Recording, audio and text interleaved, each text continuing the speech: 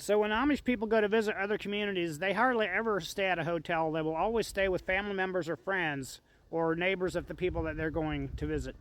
So when I was a little kid, this lady that lived beside our school passed away. She was really young, and there were some people that came in from Wisconsin to visit. And I remember they stayed at our house. I was probably 7 years old at the time. And every night before we go to bed, we always said a prayer in the Amish community. At least in my family, we did. So we would always kneel and say a prayer. Now, when we had people staying over for the night, my dad would hand them the prayer book, and he'd say, "Here you go." He'd hand them a book called Christenfleet, and he would ask them to say the prayer. And then they would say a prayer out loud, and while the rest of us knelt. And normally my dad would say the prayer, and he didn't always use a book.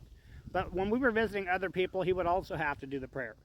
Well, that night, one of the strangers from Wisconsin, I didn't even know who they were. They were just in town for the funeral, and they needed a place to stay, and we lived a couple miles away, so we gave them a place.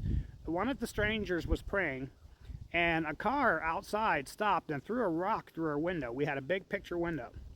And the car, we heard the car take off, but just the first thing we know, there's a rock flying through the window into the middle of the living room where we're all kneeling and praying. God bless you all.